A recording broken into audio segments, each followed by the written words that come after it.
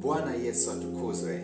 Bwana Yesu atukuzwe sana, mpenzi mtazamaji ambaye umekuwa ukitufuatilia na umekuwa ni mfuatiliaji mzuri wa masomo yetu mazuri ambayo tumekuwa tukiyaweka kwenye mitandao yetu mbalimbali ambayo umekuwa ukifuatilia, ikiwemo Facebook, na izungumzia Instagram pamoja na YouTube. TikTok pia tumekuwa tukiweka masomo haya mazuri kwa ajili ya kuweza kukujenga, kukuinua, lakini pia kukutoa sehemu moja kukupeleka sehemu nyingine. Majina yangu naitwa mtumishi wa Mungu Kuhani Sami Kapela, na nipo hapa kwa siku ya leo tena kwa ajili ya kuweza kuzungumza na wewe. Kuna mambo ambayo nilikuahidi kwamba tutaendelea kujifunza taratibu, na leo tena Mungu ametupa kibali kwa ajili ya kuweza kukutana kuzungumza. Naamini kuna jambo ambalo Mungu ameliandaa zuri kwa ajili ya kwako. Leo kuna jambo ambalo nataka kuweza kulizungumzia ambalo linaitwa nafsi ya mwanadamu. Unaelewa nini ukisikia neno nafsi ya mwanadamu? Leo tunataka kuifahamu nafsi ya mwanadamu. Nafsi ya mwanadamu ni nini? Ni kitu gani hiki ambacho kimekuwa kikiitwa nafsi? Kwanza kabla tujaendelea, ni kuombe uwe mwanafamilia kwa kuweza kusubscribe YouTube ya kwetu Kuhani Sami, na kwa wote ambao wamekuwa wakifanya hivyo ni kuambie tu Mungu akubariki sana, na yako mengi mazuri tutaweza kuyapata kwa kuwa tunapokuwa tunaweka video unakuwa ni mtu wa kwanza kabisa kuweza kupata video zetu.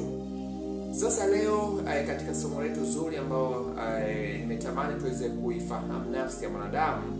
Kwa kwanza tuijue nafsi ni nini. Nafsi ya mtu au nafsi ya mwanadamu ni mwanadamu hai mwingine ambaye hayupo katika umbo la nyama. Ni mtu ambaye anafanana na wewe kila kitu, lakini hayupo katika nyama, ashikiki nafsi.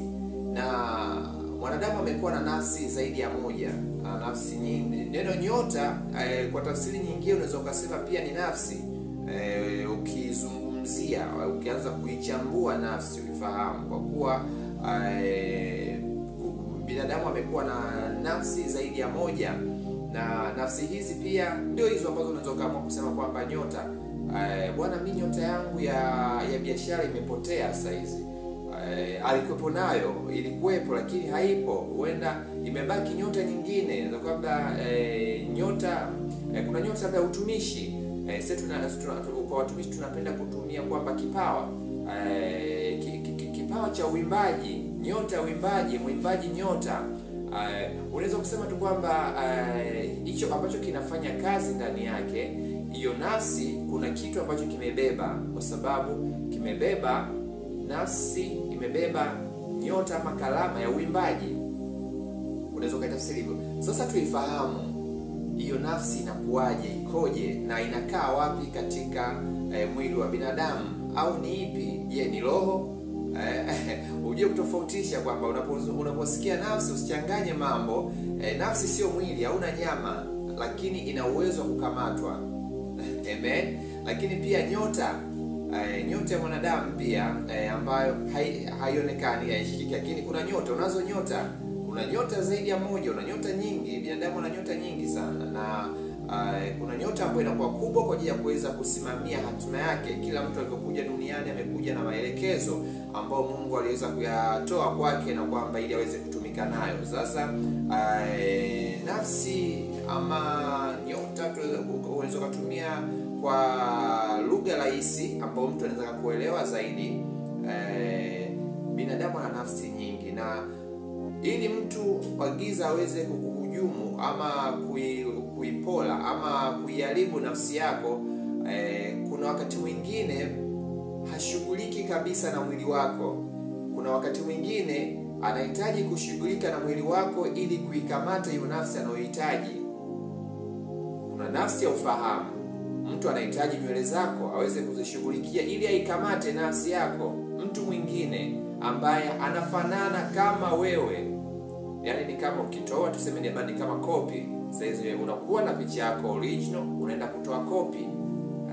Yupo ambayo inakuwa inafanana vile vile, inaweza kuwa isiwe na ubora kama ule ambao unauona. Akifunuliwa macho ya rohoni, kuweza kuziona nafsi za watu, utakuja kuziona katika engo mbalimbali. Na nataka tu kwanza kukupa ufahamu kuhusiana na nafsi, uifahamu nafsi, lakini nitakuja pia na somo jingine la jinsi gani pia watu wa giza wamekuwa wakiziteka nafsi ama wakiziita nafsi zetu na kuzitumia.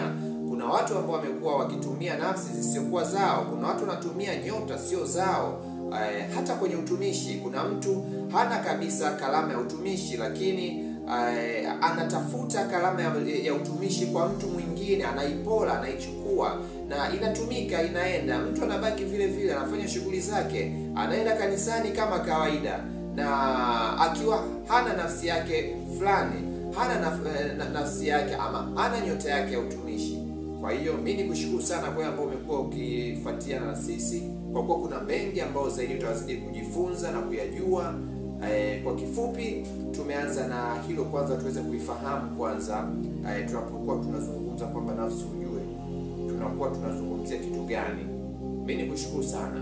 Kuhani Sami niko hapa kwa ajili ya kuweza kuhakikisha tunaelekezana, tunafundishana, tutoane sehemu moja kupekana sehemu nyingine ambao ni sehemu nzuri. Uwe makini unapokuwa unatembea, unapokuwa unaishi, ujue kabisa katika maisha yako kwamba una nafsi nyingi, na nafsi yako inaweza kawa, au hapo tunapozungumza, unaponisikiliza, huenda kuna nafsi yako tayari haipo. Unafanya nini kwa ajili ya kuweza kuirejesha nafsi yako? Na kumbuka, nafsi ni mwili mwingine ambao ni mwepesi, ni kama hewa, lakini mwili kama wewe, ukiwa mrembo, ukiupewa nafasi ya kutazama ama kuiona, utaiona iko kama wewe, muonekano kama wewe. Kama unajitazama kwenye kioo, unavyoenda kwenye kioo kujitazama, unavyojiona, basi nikwambie una nafsi ambayo ukipewa nafasi ya kuweza kuziona nafsi zako, basi zipo. Ndio maana mtu anapofariki, roho yake inapotoka katika lile eneo ambalo amefariki, nafsi zake huwa, kuna baadhi ya nafsi zake ama roho zake ambao zinaendelea kubaki katika eneo hilo kwa muda fulani, aidha kwa maombi maalum au maombi fulani kwa ajili ya kuweza kuziondoa eneo hizo roho. Na ndio maana tumekuwa tukiweza kusikia kwa wale ambao wamekuwa kifahamu kufuatilia mahospitalini, kumekuwa kuna roho kama hizo. Hata kwenye sehemu ambako watu wanasikia, kumekuwa kuna nafsi nyingi ambazo zimekuwa, ukipewa nafasi ama fursa, ukifunguliwa macho ya rohoni, utaziona ziko nyingi, zinazagaa, ziko maelfu kwa maelfu. Kwa hiyo tutazidi tu kufahamu taratibu. Sitaki nikupeleke sana, sitaki nikukimbize sana katika hili somo, kwa sababu ni somo nyeti sana. Mungu akubariki sana. Kuhani Sami niko kuhakikisha kwamba naendelea kukufunulia ufalme wa Mungu, naendelea kukufunulia mambo yaliyojificha. Aidha watu wameyaficha tu usielewe, uendelee kukandamizwa. Kwa hiyo neema imekuja. Nikuombe mwanafamilia kwa kuendelea kushare video hizi ili ziwafikie watu wengi zaidi. Kumbuka tu langu jina Kuhani Sami, ambaye naweza nikakutajia namba yangu ya simu, kaandika hapo, kanitafuta kwa jambo lolote ambalo limekuwa likikusumbua. Unaota mindoto ambao huielewi maana yake, nimekuwa ikijirudia mara kwa mara. Tupo kwa ajili ya kuweza kukusaidia. Tupo kuhakikisha kwamba kila nafsi ambayo imekamatwa na shetani, wa pepo wachafu, zinakwenda kuachiliwa na kuwekwa huru. Lakini si kuwekwa huru tu, kunahitajika ibada maalum ya kwa ajili ya kuweza kuzirudisha. Nafsi yako inaweza kuwa imekamatwa sehemu kwenye magereza ikatoka, kwa hiyo inahitaji maombi maalum kwa ajili ya kwenda kurudi katika mwili wake. Kwa hiyo Mungu akubariki sana. Andika namba hiyo 0627 40 50 02, 0627 40 50 02. Nitakusaidia, nitafute, nipigie. Na ukiona kwamba umepiga na simu yako haijapokelewa, jua kwamba niko busy kwa ajili ya kuweza kuhudumia watu wengine. Unaweza kaacha ujumbe mfupi na mimi nitakutafuta, nitakuweza kukusaidia. 0627 40 50 02. Mungu wa mbinguni akubariki. God bless you. Amen.